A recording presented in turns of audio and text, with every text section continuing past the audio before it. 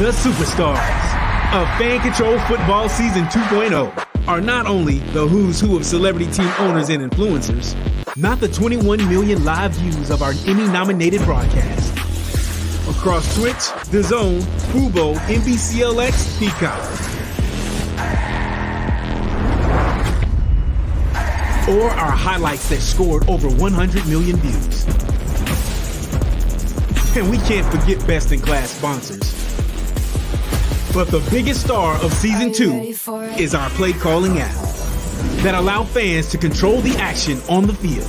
Fans pick a team, pick a play, 4 run plays, 4 pass plays to choose from. The play with the most votes is called in real time. We got it. This is where video games and live action come to life. And now, Fan Control Sports and Entertainment brings you Fan Controlled Hoops, where fans call the shots. Coming 2023, the future of sports is here, and it's Fan Control. Power to the fans. Are you ready for it? Oh, yes! We are back. Welcome, ladies and gentlemen, fan-controlled sports fans across the globe. This is your Monday show. This is Back to Work. I'm Josh Macuga. I am fan-controlled Lay. I'm trying it out this year. I just want to try a different intro. Okay. Listen, if that's how you want to go by, if you just want to be going by your social tags, I'm totally fine with that. I'm totally fine. Should I try different voices each week? Like, yeah, I think so. Like, my name's Jeff. Like, one of those type things. Show a little more personality. I saw this video somebody sent me. I think, Stephen Lentini, our head of content, is this guy. He's like this white dude in the suburbs. He's like, blah, blah, blah. Welcome to the suburbs. And he's like, yo, Terry, what up? And Terry's washing his car. He's like, hey, how's it going? I know it's over the old video. I just saw that on what was it? Episode 3 of Ted Lasso. By the way, everyone, I was just introduced to Ted Lasso today. Sorry. You're welcome. But it's when he's walking in the streets and there's the 2 dudes at the pub who call him the offensive term, and like the one black guy's like, hey. And they're looking at him like, come on, like every time. Like, yeah. Also, shout out to Jim Afro, who is our technical director, crushing it on the ones and twos, and Jess Samola, aka Ruth is Cutie, making all these amazing graphics. Her entire family is sick, including her husband Sean. Happy birthday, Sean! Happy birthday, Sean! We need to get a Leighton on this side, like on this side right here. Did we switch sides this week? Look at us! Hey, we got to keep the people guessing. Yeah, there it is. That's the bet for next week. Which side am I going to be on? Speaking of bets, I don't know if you've noticed, but I am 5 for 5 of my last. Yeah, I saw. Yes. I saw. The fans came in good for me last night. Well, let me check. Because it was over under. Would you bet? You bet TCU Gonzaga, right? Yeah. I think they hit the over. Okay. Did you take the over or the under? I think I took the under because the fans said vote the under. Bet the under. Okay. Because someone said it was going to be elite defense. I was like, it's college basketball. Well, there was no way that Fairleigh Dickinson was going to beat a 1 seed and then lose. Oh, Jim. Oh man. We should have did the bet before. You got 5 seconds. There was no way they were going to lose by 15.5 points. I didn't think they were going to win. No. But there's no way they were going to lose by more than 15.5 points. So it took that. So after a 1-8 start, I am now 5-5 with the fans. As we say, fans vote, we bet. I'm loving this kind of bit on the social media too. So if you want to watch it, FCFL on Instagram, soon to be hopefully at Fan Controlled. Yes. Working super hard on it. Yes. Good to see everybody in the chat. Again, this is your Monday show. We're here every single Monday, 1 p.m. Pacific, 4 p.m. Eastern. Atlanta's own Leighton Batiste coming direct from Atlanta, and me on the West Coast in a very soggy Northern California. It just continues to rain. No, Freddie Emerald said the over hit on Gonzaga TCU. Let's see. This is why you keep your phones by you, folks. Let's see. Yes. What did the fans say? And it's bad that I should have remembered what I hit. Yeah, the fans went the under. Oh man. Yeah, I had the under. Well, look at tonight. I might take a women's basketball game. I haven't looked at any spreads, but the women's tournament's been a ton of fun. That Stanford game was kind of crazy. Hey, Antonio Turner's in the chat. Tony T. Oh, what up? Oh, man. I'm open. Yeah, he is. Speaking of the women's tournament, all right. So comparison, right? We know came out a couple of years ago. NCAA is working to make the tournaments equitable, but I think it's really interesting. The opening rounds are on the campuses. Like, does that not add an extra level of toughness? Here's what I think is I think all first rounds. I like that they're home games for some teams. Yeah. Right? All the West Coast teams put them in the same bracket. All the East Coast teams put them in the same bracket. Mm-hmm. The higher seed gets a first round home game. Real simple. Yeah, and real then simple. You get more students at the games. I mean, LSU's game last night was packed. Yeah. And all you heard all night was LSU. That's a great environment. I mean, I think that's what they're going to do with the college football playoffs, if I'm not mistaken. Will one round be on the campuses before they get to the bowl games? I think you would kind of have to. I don't think that fan bases are going to travel for like 4 straight games. No. And that's hotel and ticket. No. Yeah. And it's really tough to travel for 2 games in the playoffs now. It's like, I got to go to the Rose Bowl and then I got to go to where? The Orange Bowl? Like, that's $10,000 in travel and lodging. Yeah. Well, actually, the year Alabama beat Georgia in the national championship, it came out in an article that a lot of our businesses wanted Oklahoma to beat Georgia because of the hotel and taxi and everything. So, dang, okay, it's a lot of money. Okay, let's get. I mean, we've already kind of started talking about it, but this weekend is probably my second favorite weekend in sports. What's your first? All year, the Masters.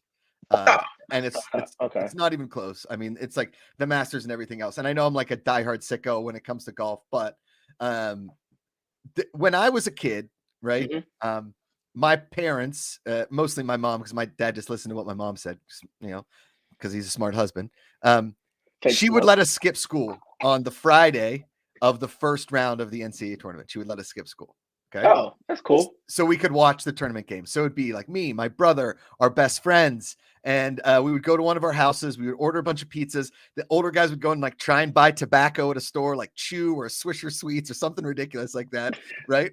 And we would act like we were adults because we got like the day off of school. Like we would turn our basement into like a bar. We weren't drinking or anything, but and watch the NCAA tournament. So every time the NCAA tournament comes back around, that feeling engulfs me and it takes me right back to there.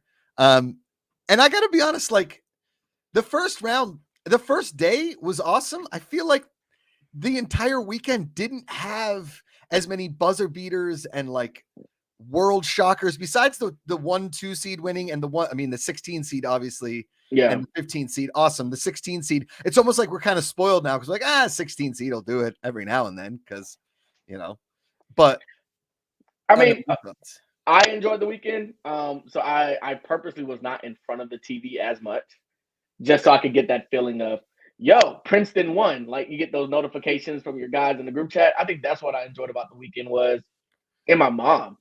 Yeah. Shout out to my mom. She was the one texting me like, Princeton just did it. Oh no, Kansas is gone. It's like, I really enjoyed it, but I think to your point, that only happens if you're really not sitting down in front of it the whole time. Because there aren't these major buzzer beaters. There's not like a defensive play that ends it. I mean, what happened with Furman and Virginia, I don't think could be beaten in this tournament. That final play, I tweeted it and I kind of said, when you're not very good at basketball and you get the ball and somebody starts full court pressing you and you just launch the ball up, you don't know what to do. That's exactly what happened. Yeah, and it backfired. So, real bad. So now I'm wondering how many coaches are going to run a drill and practice that. Don't do that. Remember Virginia? Don't be Virginia. So call it the Virginia. It's kind of like the Brett Favre interception in the NFC Championship game in like 2008 or 9. Do you know the one I'm talking about? When he said, who did they play? He was playing when they played the Giants. The Saints. No. Oh, the Saints. Sorry, the Saints. Yeah, when he was playing for the Vikings. Yeah. Yes. Okay. Yeah. And he threw that pick, and everybody's like, whoa. Stop it. Freddie Airmail in the chat, or David C in the chat says, when does the season start? Season 3.0 of football. We'll have announcements soon on that. And season 1 of hoops. Again, we'll have very, very detailed announcements coming very soon. Yeah. So David C, tune in. Until then, we got live shows here at Monday, Tuesday, Wednesday, and Thursday. Get to the website, check it out. Freddie Airmail says, I like this question from you. Like this one? Yeah. You should answer this one too. Josh, what name would you give your own brand of cigars? I mean, I think it's pretty easy, like a Macuga, right? Like it's already cigar and then Macuga, like Macuga. Okay. No? Now I gotta think. No, that's good. I'm smoking a Macuga. Yeah. Oh, okay. It's not, I mean, does it sound appetizing? No, but I think over time it could grow on you. Like a Macanudo is like a famous like brand a of cigars. Macuga. I'm trying to. What do I do with my name? I don't know. Uh, a Batiste, like Batiste, but it like tastes better. No, it's not a name. I'm just thinking of like a slogan for you, perhaps. Or it could be a Labasco, like no, that's Tabasco. Hot sauce. There it is. I have a hot sauce now. Oh, he's got hot sauce. Yeah, I got cigar, tobacco, and Tabasco mixed up. That's what happened. Says that sounds like butt taste. Yeah, you're sort of not wrong there, Freddie. I apologize. Thank you. So was the Virginia highlight your favorite thing of the highlight of the weekend for you? Yeah, that's still the best one for me. I don't have any other one. Okay, so I put in, on ESPN you can do, and Yahoo you can do as many brackets as you want. They're all free, and so like you can basically do as many as you want. So I did 50 brackets. Okay, I did 50 of them. I just like filling out. I had Rosie start touching the phone and filling them out. Right. I was gonna ask, what was she doing during all of this? Like, yeah, she I'll hold up the iPad and she'll just start clicking things. Like, I show her. She's getting pretty smart with the iPad and everything, so that's good. So okay, that's good. That's good. In like 4 of my brackets, I'm still doing pretty well. I have never, back in I think I was in 8th grade. I'm showing my age. Purdue was a number 1 overall seed. And in a school pick, I didn't pick them to lose in the first round, but they only won by 1 point. And a ton of people picked them to go all the way, and they lost in the second round. I've never trusted Purdue in the tournament, just like I've never trusted Arizona. Arizona either wins it all the one time or they're out early. Yeah. They're out early. Freddie Amo said soon she'll be calling plays and lighting zones up. Yeah. That's the goal, Freddie. That's the goal, bud. Rosie's going to be a really good FCF and FCH fan. And a great golfer too. Yeah. That's God. Please, let's hope. Speaking of golf, Jim, hit that cool new transition.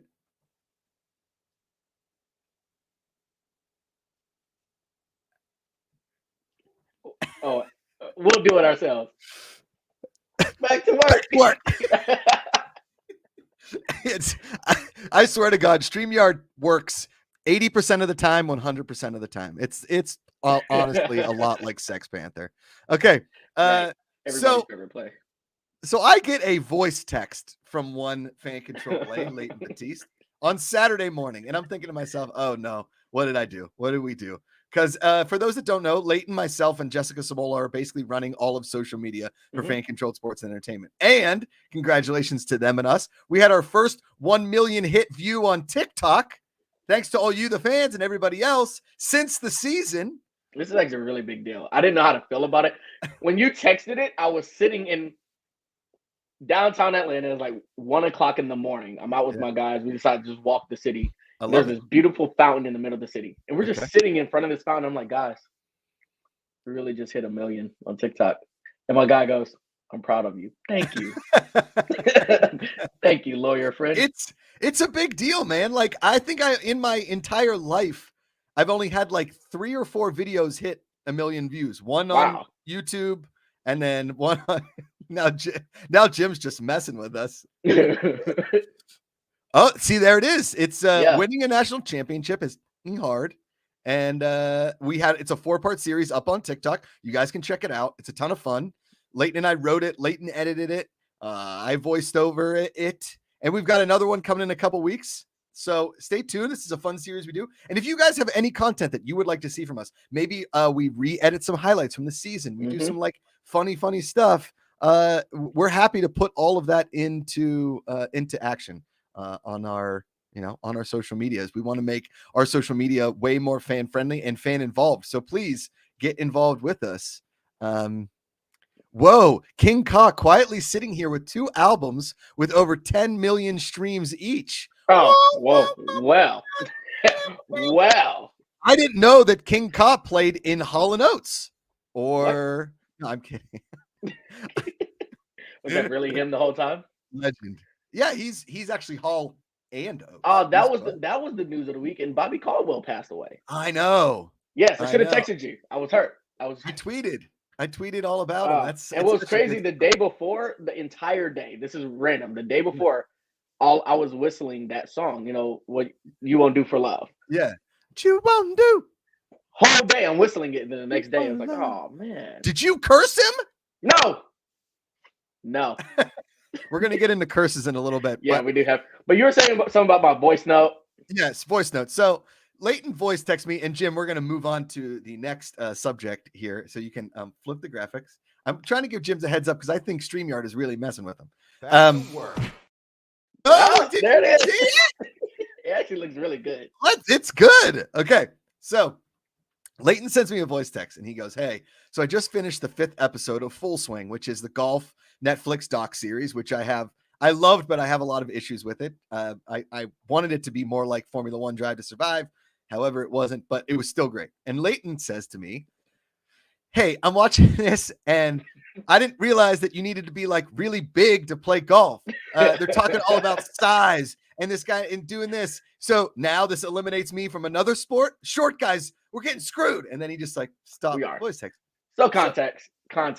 First off, my story in football, I don't know if I told you, I was a varsity starter in high school, football team, offensive lineman, but I was like Rudy, should have never been on the team.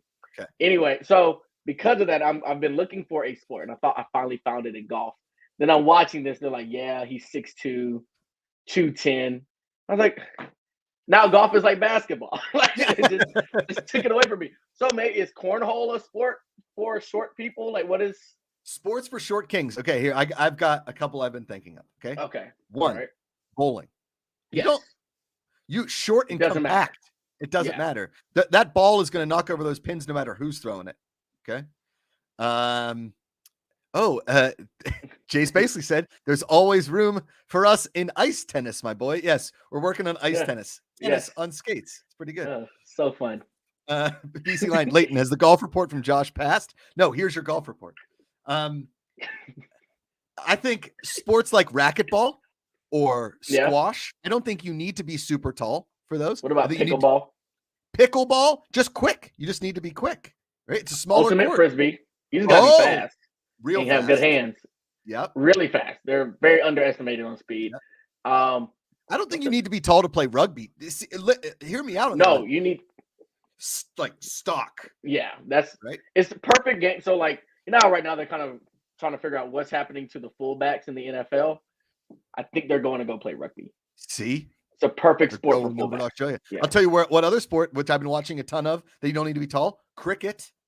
No, not at all. Look at baseball. Probably one of the greatest short guy sports ever. Yogi Berra, Jacoby Ellsbury. I mean, these guys are, these are little dudes. I should have stuck more in baseball. It's kind of afraid of the ball.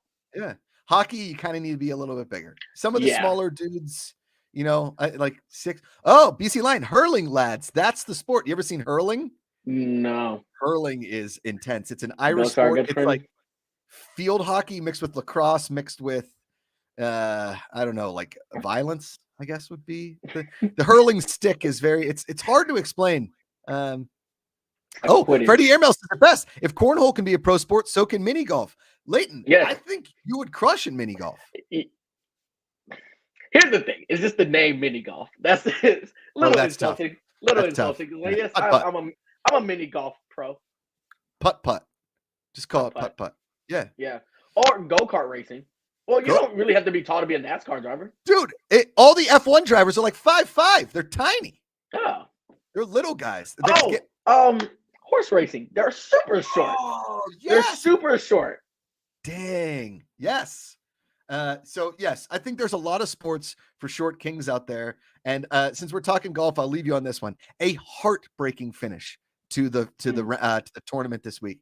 Adam Schenk never won on the tour. His wife flew in the morning of the final round because he was up 2 shots. She's pregnant, about to have their first baby in a month, hoping he wins. On the 18th hole, he knocks it into the trees, ends up the ball is next to the tree, so he can only punch out left-handed. He punches it out left-handed. He leaves it short on the green. He needs to make the putt to go to a playoff. Okay. He putts it up. It hits the cup and bounces out. And he bogeys and he loses by 1. It was rip out your yeah. So guess what? Today he goes back to work. Jim, hit it.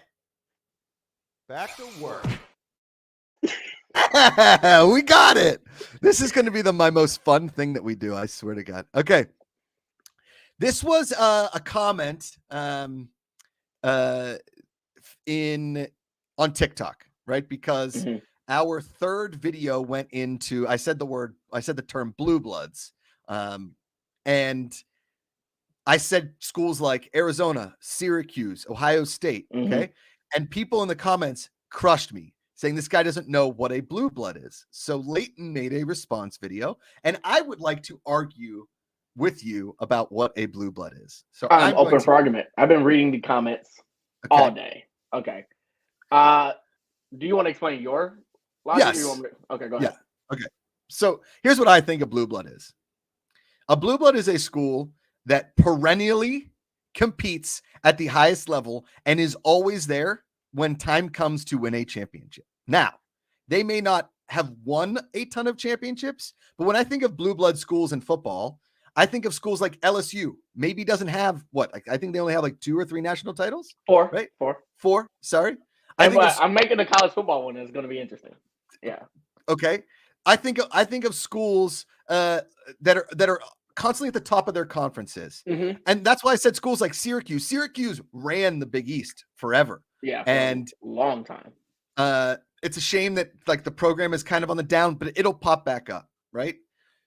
Duke, yes, we're calling a blue blood, but until 1991, they weren't a blue blood. They weren't anything near a blue blood. And they have kind of turned themselves into a blue blood. However, what I think is that let's just say your school, say a Wisconsin, hasn't really won that many basketball titles. I think they've only won 1, maybe. Yeah, 1. They deserve to be called a blue blood because that school is perennially up for championship level talent every single year. Okay. I've heard that argument. I think I like the exclusivity behind it, though. Okay. That's why. Because, to your point, Arizona gets in unless they win it that one time. They're always out. And that's why, and knowing that, 358 teams compete for it. How many get in the tournament? 64? 68. 68? So, yeah, I mean, it seems like there is still an opportunity for everybody to be a part of it. Yeah. So I think I think the term blue blood should be an exclusive term. And that's why I went with national championships. And people want to know, how did I do the math? All right, so I looked at the list, and it looked like, UCLA is at 11. Kentucky has 8 national championships. Then I think Kansas and Indiana are both at 5. Duke and North Carolina. I think North Carolina is at 6. Duke is at 5. They're all there. And then it ends at Villanova at 3. Right. After Villanova, is like 7 schools that have 2. Right. And so I did the math. I said, okay, what figure would hit me at that benchmark of 3? Because I felt like that was the bridge. And that's when it was 25%. But I think you should call teams blue bloods those that win a certain number of national championships. I don't think it's enough to just compete for it. I think you have to win it. And you have to win it multiple times to really be considered a blue blood. Okay. Do you really want to say Florida is a blue blood? I mean, it's hard to argue the fact that Florida always competes for a national title in football and always competes in at least they used to in basketball. Man, you're right. Like, well, no, but see, now you just brought up something interesting. I think there's blue bloods by sport, and I think that's where you should consider. Well, I think they should all consider national championships, because then you have blue bloods as far as your department. Like UCLA is always going to be in the list of this. They have the most national championships of any college in the country. But then if you go by sport and you get into baseball, USC is a blue blood. Right. Texas, LSU. Yes. It's not strictly. And then you go to a sport like hockey, where blue bloods are like Boston University, right, Boston College, and like Denver. Or even lacrosse is different. Like that's where Virginia is a blue blood, right? So I think it's by sport. Freddie Airmail said it's not strictly based on national titles, in my opinion. Expand on that, Freddie. I would like to hear your thoughts as to why. Mr. B Great says, when does the football season 3 start? We have not announced the date yet, but it is coming soon. We promise you. Okay. Let's move. I want to wrap this up with the blue blood talk. Yeah. Okay. Do you think blue bloods can like enter into the chat and get pushed out of the chat? Like a regulation? Yeah. Like a relegation. Yeah, that's a relegation. I was like a regulation. Well, it could be a regulation relegation. No, it's a relegation. No, so that's the interesting thing from fans in the comments, which was, hey, UCLA hasn't won since '95. Why are we considering them? And Indiana hasn't been a real program since the '80s. Why are they in this list of blue bloods? Should we have another term? I mean, I thought that's what dynasties were for. Yeah. Where you highlight a program during that era. Yeah. But should they be removed? I don't know. I mean, national championships are in stone. Football is the hardest, though. Yes. See, basketball has had the NCAA tournament to lean on. Football, I looked at it yesterday. It's like, I mean, at some point you have to consider Princeton a blue blood. Yeah. In college football. Yale, Harvard, like the entire those top 3 teams from the Ivy League, you would have to consider blue bloods, Army and Navy. But then once you really start throwing in the AP poll, okay, that's where it gets different. Freddie Airmail says it's meant to be a small select group. I've heard some teams referred to as new bloods if they've been very good recently and only recently. I like that term, new bloods. The new bloods. And this It's a really good one. Yeah, it is new. I like new blood. It's like wasn't that like a Twilight thing or like Twilight New Blood?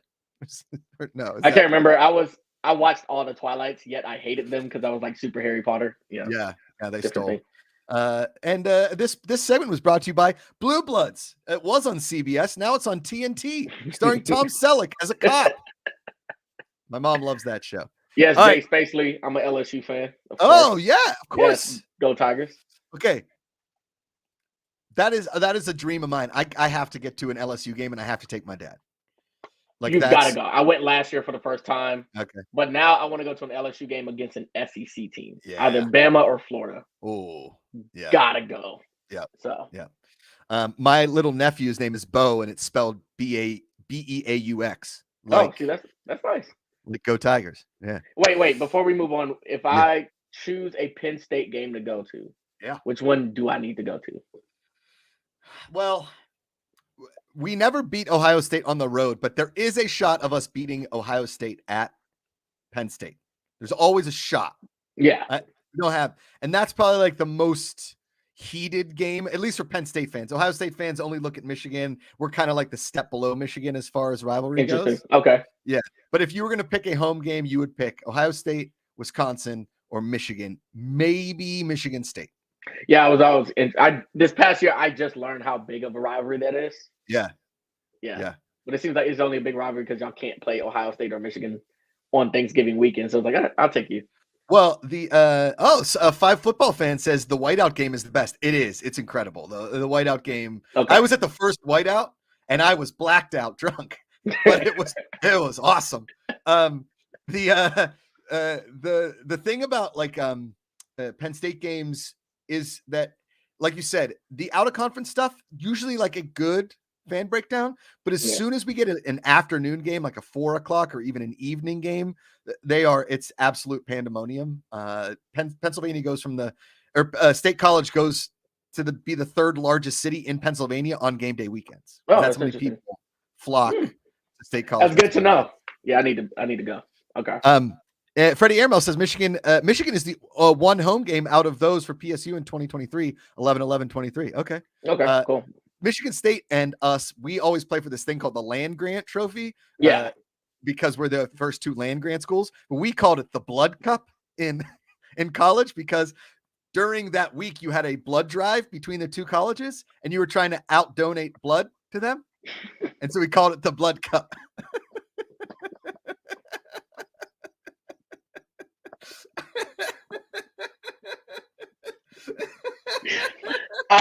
Okay.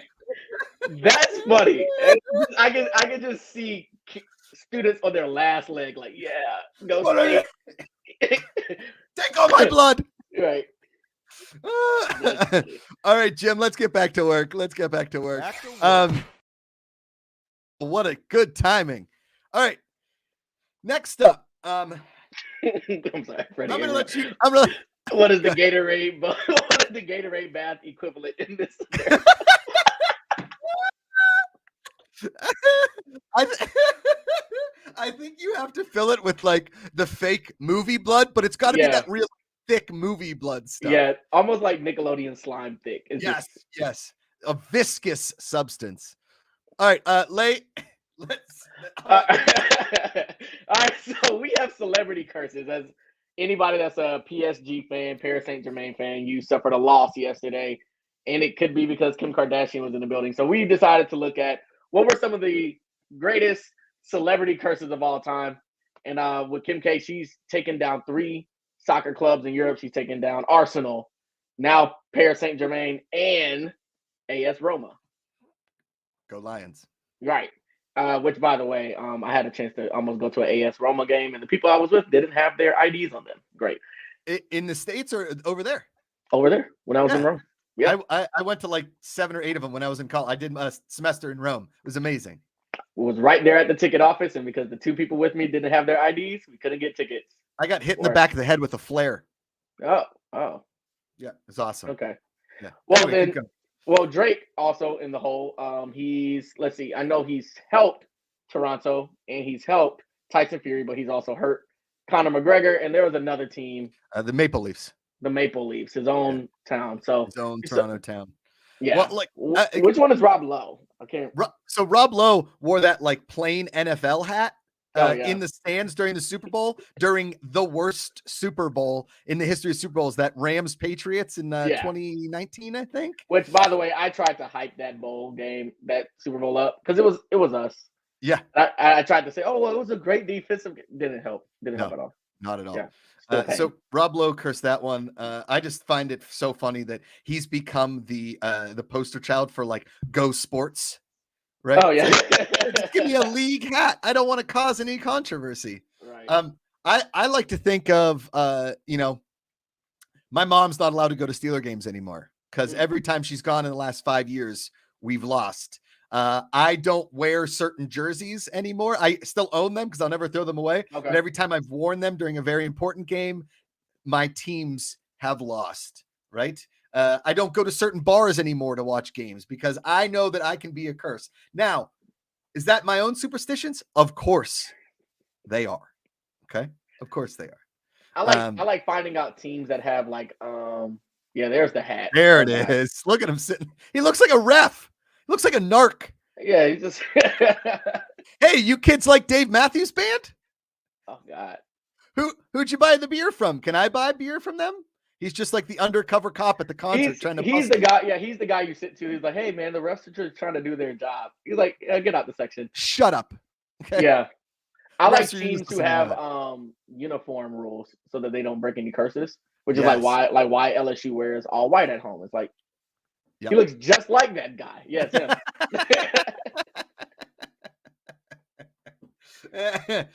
Well done, Jim. That's some great technical directing right there. I'm very proud of you. Hey, kids. What about you? You got any curses? Because here's, I think we can all. What about curses? Sports aside, Kim Kardashian has cursed a lot of guys' careers as well. Chris Humphries, Kanye West, Tristan Thompson. I mean, the Kardashians have a very good track record. Well, I do think if we do a blood drive with Pete Davidson and we give it to those guys, we might save a lot of food. He's immune. He's immune to society. You cannot curse Pete Davidson, Leighton. You cannot curse the man. No, you can't. I thought I was bad luck for the Atlanta Hawks. Then I realized they just don't win. So, I don't have any. I need to think about it. I might have some with like clothing, like what clothes I need to wear to a game. I'm definitely a big jersey over a hoodie guy, so that might be a thing. Gotcha. I don't know. So basketball jersey over a hoodie, or like football jersey over a hoodie? Football jersey over a hoodie. For basketball, I like to go. So the Hawks arena is extremely cold. So I'll go. Oh, that's what my sports superstition is. Don't wear team gear to games because if they lose, you're stuck driving and walking around the city in the gear. So that's why my favorite hoodie right now is this. It's a Hawks hoodie, but it's black and it just says Atlanta on it. It doesn't say a team. Oh, you're Rob Lowing it. Yes, I have to. Because what happened this past season is we were up on the Saints, the Falcons were. I had to leave to go to my niece's birthday party, and all the guys, of course, were not with the kids. We were standing in front of TV. Yeah. We blew the game, and I was the only person in the venue in Falcons gear. Yeah. And my god sister came up and said, "You're going to learn." Yeah. Don't wear it. So that's my sports superstition. I don't wear fan gear.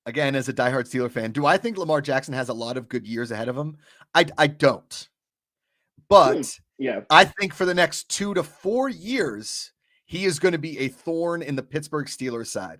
But then because of the abuse and the running nature of Lamar Jackson and the offensive line woes of the Baltimore Ravens, his body's going to give up a little bit, just like Michael Vick's did, just like I think Josh Allen's might too. I mean, these guys are taking a lot of big hits and they're not going down when they should.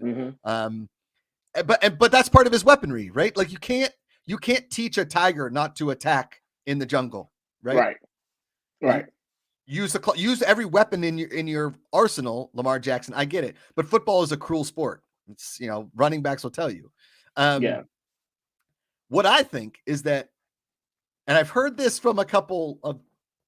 Okay. I'm not a conspiracy theorist in the world, but in sports, I love a good conspiracy theory, right? Okay. I don't think the NFL is scripted because I know how hard it is to write a script, and the refs are just bad at their job.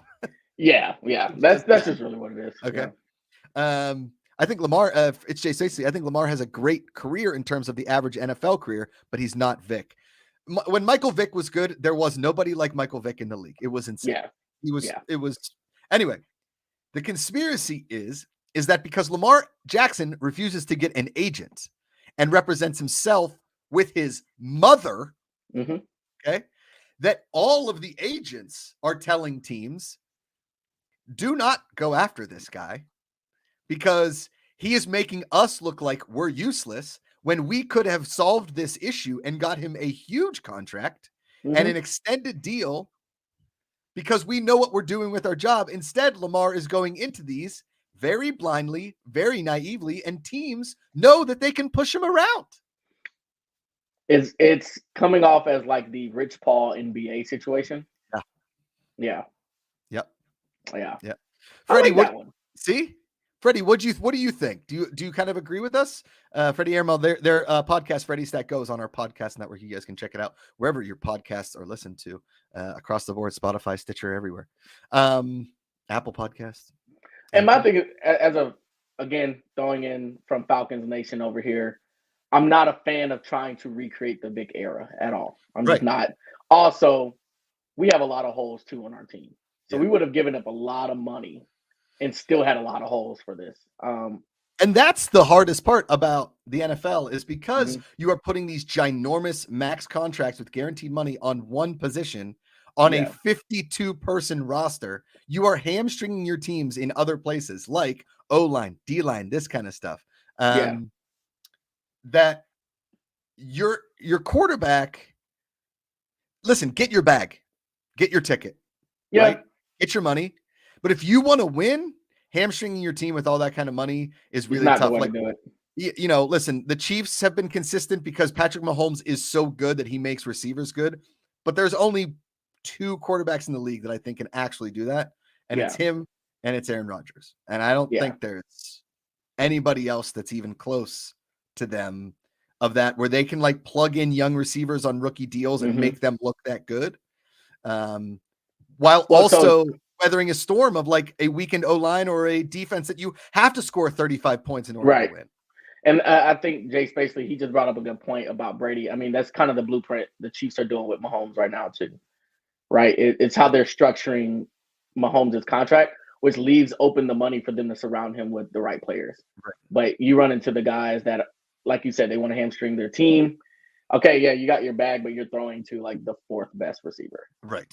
On your roster. Yeah, terrible. So it's really tough. And Ben Roethlisberger, I know people will never talk bad about Kobe Bryant, obviously, but what he did at the end of his term with the Los Angeles Lakers was highway robbery. How much did he get? He was getting, I think he got like $68 million over 2 years, something like that. And that was 12 years ago. I think he made up for it in that one game where he scored 60 though, right? On his last game? Right. When they were out of playoff contention for the 2nd straight year? Yes. Yeah. Freddie Airmail said Lamar is dangerous enough as both a runner and passer. If he shifts even a little more toward the passing element, he's arguably more dangerous to opponents. Yes, if he shifts that way. But do we think that if he is constantly just in the pocket passing, he's as dangerous because those safeties drop back because they know he could take off and run. I'm just. Well, I not to belabor the point on Lamar, but I really think it's more and more about the finances. I think we hit on what the main thing is that if I give you all this money, I can't get you a better offensive line, Lamar, for you to even switch to being a good passer. Because if your offensive line is Swiss cheese, you're going to run anyway. And now you have the career of an NFL running back because you're getting running back injuries. So exactly 3 years max. That's why, Austin Eckler's trying to get his bag. I would too. Yeah. Okay. Let's get back to work here. This, back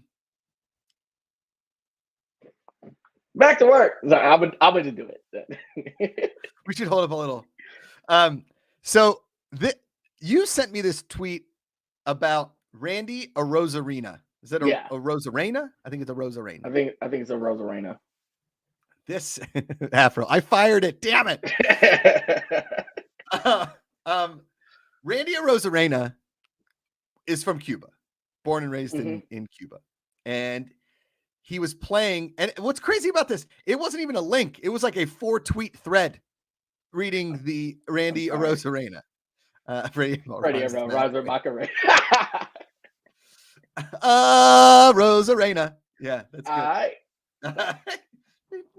good. So he was playing for $4 a month in the Cuban Pro League and then made his way up to $38 a month. And then they wouldn't let him play on the national team because they were afraid he was going to defect, which he did. He got to Mexico and defected to Mexico, then earned enough to make it into the major leagues. And when he finally got to the major leagues, he petitioned the president of Mexico to become a Mexican citizen in order to play in the World Baseball Classic. And he showed the F up in the Classic. What do you think of this story? It has to go up there in top. Maybe not top 10 or maybe top 10, just overall player journeys. I mean, like that's a really smart way to get one of the biggest stages in baseball. I still think the World Series is obviously bigger than the World Baseball Classic. But I mean, that takes grit to be able to look at that blueprint and say, all right, look, I know I'm in a very competitive space, not a lot of money here. Let me go over here. I know not a lot of money. No money. I know. I mean, come on, like $4 a month. Actually, what I was trying to think, I was like, man, what did I do in high school that's the equivalent of $38 a month? And it was nothing. Umpiring Little League. I still got paid more. Yeah, I was like, no, because I used to like wash cars and do yard work on the weekend. I'm coming home with $40 after 2 hours. So sure. Yeah. But this might have to be top 10. I almost want to do some research on like what are some of the greatest sports journeys. But this one, and he hasn't won a World Series yet. But if he does, that's an amazing story. What this gets me excited for is why aren't we combing the world for guys that would maybe want to become U.S. citizens to build the world's greatest World Cup soccer team? Like, why aren't we doing that? Because that takes logic. That's like why. But I think soccer is one of those sports where a lot of them would much rather represent. They would truly rather represent their country, though. In the World Cup, because I actually have a conspiracy theory. Talk to me. Hit it. I think if there's anything that'll ever truly cause World War III, it's the U.S. winning the World Cup. That is the final frontier for us. If we ever win the World Cup, like we might as well watch it drunk. Like you know. So. Yeah, I think that we've angered the world enough to take the sport that we don't care about and win it. Yeah, that's a tough one. Randy Arozarena, awesome story. Moral of the story is if you're famous and you ask the Mexican president to make you a citizen, it's going to happen. Yeah, just play for their teams. Just play for their teams. Although I would be terrible on the soccer team. God awful. Horrendous. Speaking of things that you and I could do to create and be good at, I think it's time that we create our own sport. Yes. Okay. Now, go ahead. Well, I sent you this video, and it was called Roof Ball. Okay. Now, I don't know how the rules work, but it's like an old camcorder video from like the mid-90s, it looks like. And these guys are throwing footballs up on a roof, and it's rolling back, and they have to try and catch it. And as we know, footballs kind of wobble all over the place. Yeah. Shout out to the guy that caught it in the bushes, by the way. Yeah, that was amazing. Yeah.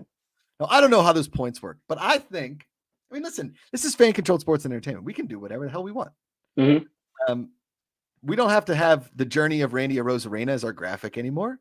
We can move on to the next graphic so that we can talk about the sport. I just want to know.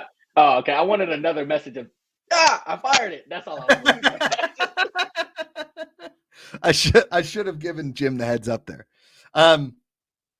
My buddy created a sport called Ruckus in his backyard. It involved tennis balls, darts, like a ring, and a lot of alcohol.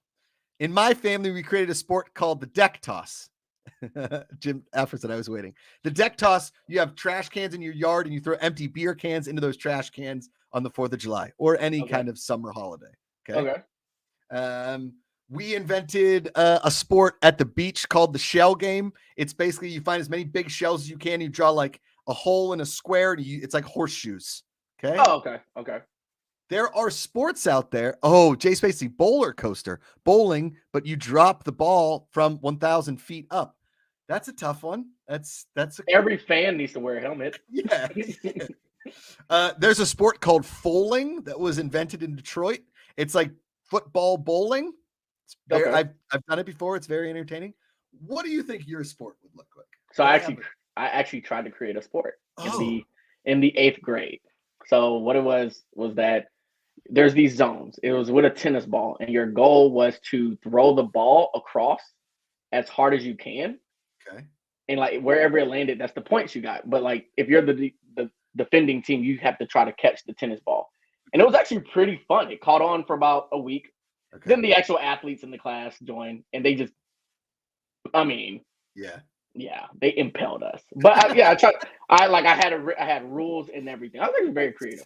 But yeah, that's how it was. It was like you would stand on your side and you throw it, and my job is to try to catch it. But if it hits the ground, that's whatever points that zone is. So I dig that. I kind of like that.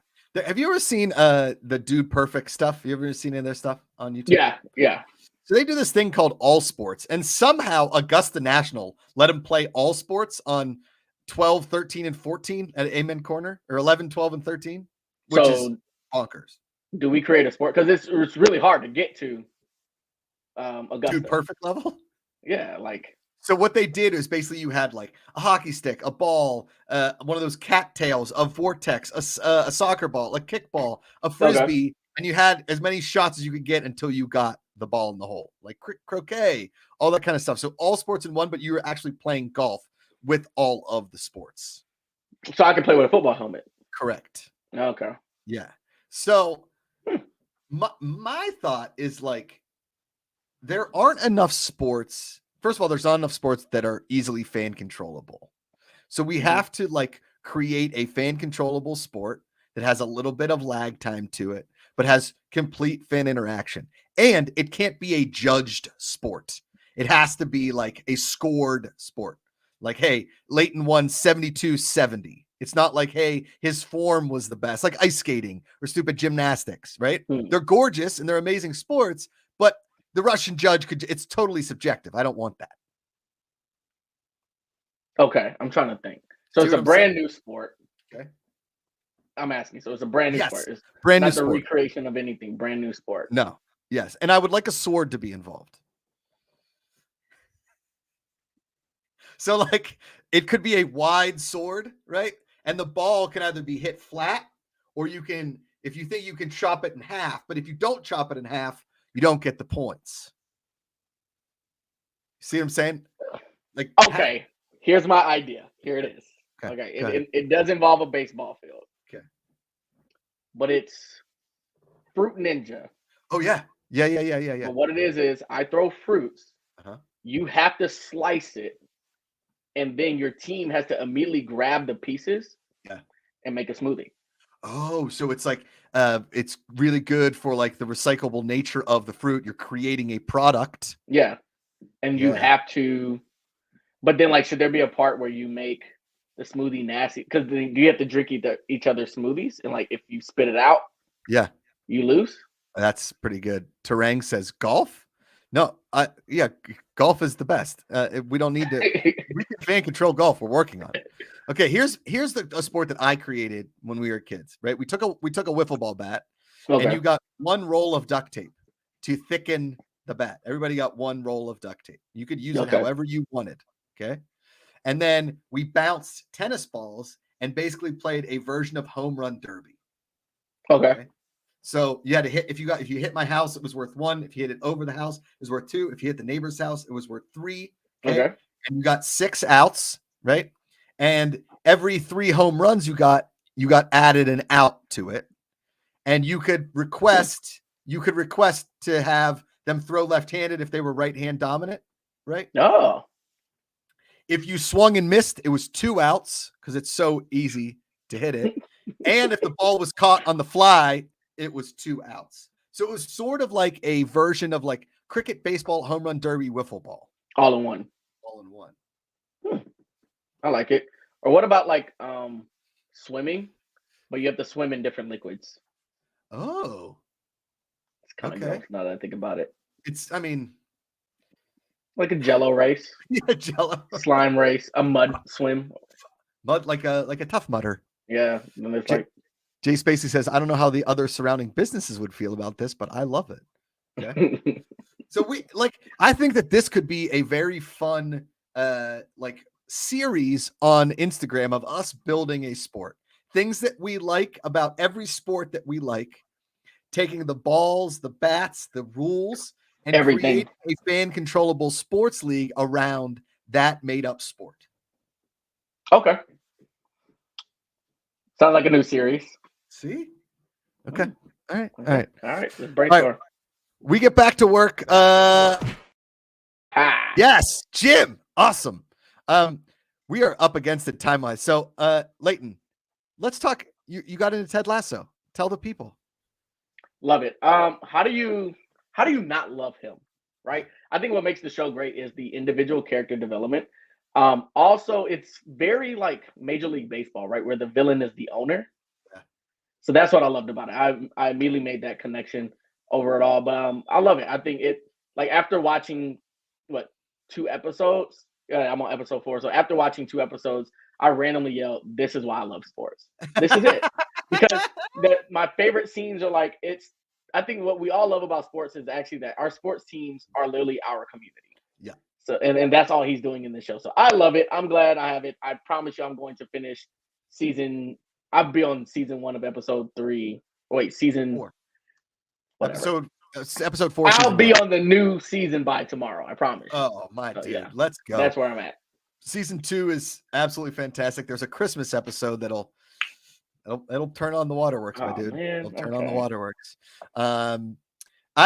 So Last of Us ended last week, so there was an empty hole in my heart for Sunday night television, and I needed something. So me and the missus started this show called Daisy Jones and the Six. Okay. It's a fictional band in the 70s. It's sort of like based on Fleetwood Mac, I guess. It's like loosely based. It's like a Fleetwood Mac-ish kind of a story. But here's where they got me. The band, guess where they started? Pittsburgh. Boom. You nailed it. Yeah. And knew it. Talk about a great composition. In one of the opening scenes, he's walking on the street with a grocery bag that says Giant Eagle, and that's like our neighborhood grocery store everywhere in Pittsburgh. So there's a huge. And every time they go on stage, they put their hands in and they go, Pittsburgh. Oh, okay. So yeah, that's your show. Come on. But it's also really good. I highly recommend it. Recommend it. All right, let's get back to work. I have back to work. Have Josh's old trivia for you to end the show. Thanks everybody for BC Line, Daisy and the Six, number 1. Thank you. Yes. BC Line, is Leighton is pretty name? Leighton is a beautiful and unique name that has stood the test of time. Its meaning is evocative and peaceful, and its popularity is on the rise. It's a great choice for parents looking for a name that's both classic and modern. LFG. Boom. That is a funny graphic of you, by the way, right there. Yeah. They aged me. Oh no. This is just some old. I didn't even see this. We're gonna have words after this program. Okay. I love that. Okay. All right. These are all NCAA tournament questions. These were the formative years for me of the NCAA tournament. Okay. Okay. Christian Leitner hit his famous Final Four shot with 2.1 seconds left against what team?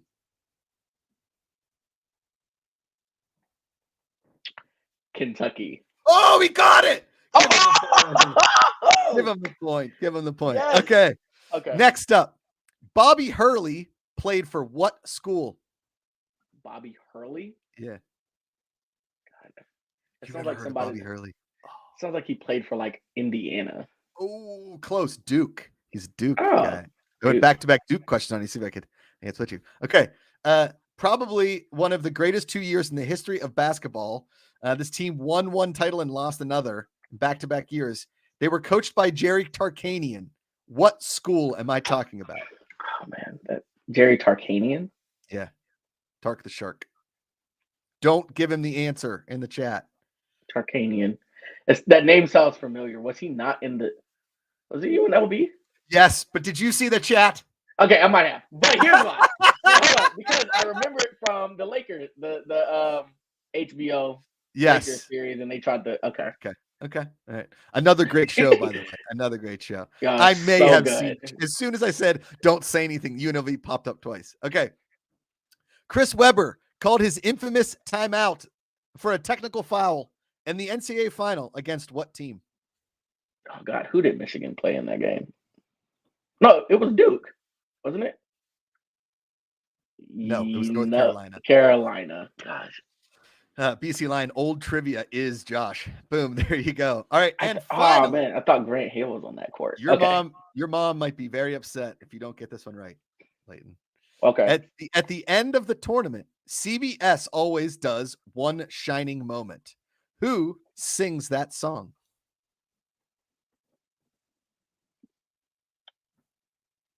I'll tell you who I think it is because of who he sounds like. Wait, no, that's a woman. I was gonna say Reading Rainbow person. Who sings it? That one shining moment. There you are. I don't know. I'm sorry. Luther Vandross. Come on. Really? Tipped. Yes. Okay, and this might take away my sports fan card. Making the series that we just did on TikTok introduced me to One Shining Moment. I did not know it existed at all. That says a lot about the NCAA. It says nothing about me. I did not know that existed at all. Dude, I swear to God, I watch the final every year just to get One Shining Moment. I cry. I usually cry. Really? I'll be honest. I usually cry. It's so good. Oh, no. I mean, I watched the final for the confetti and In my opinion, every game, or like, let's just say, every major sporting event needs to have a One Shining Moment like song. Like at the end of the Super Bowl, I'm going to Disneyland. We do all the confetti. And then it just cuts to a terrible TV show. They need like a full 4 to 5 minute song. Like sing with that's what I like about One Shining Moment is that it felt very Disney. Like, yes. Yeah, that felt good. Oh, come on. It's so good.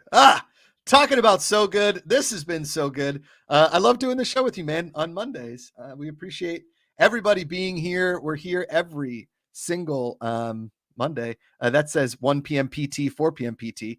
That's wrong. It's 1 p.m. Eastern, 4 p.m. Pacific, but we'll get there. Look at me. I'm like, hey. Okay. We will be back next Monday. Remember, tomorrow, Info Arcade. Wednesday, Don't Cause a Ruckus. Thursday, the Fan Controlled Show, which I think is just me and Ray Austin this week. I believe Patrick Dees and Jeff Kanata are both out of town. All of the things Fan Controlled Sports, you guys can check out across all of our social media. The people responsible for that, you're looking at them, and Jessica Samola, aka Ruthless Cutie. You want to tell the fans anything, Late, before we go? I love y'all. There it is. I love our fans. We have great fans. We just have great fans. So. Now, stop watching the show and get back to work. And until then.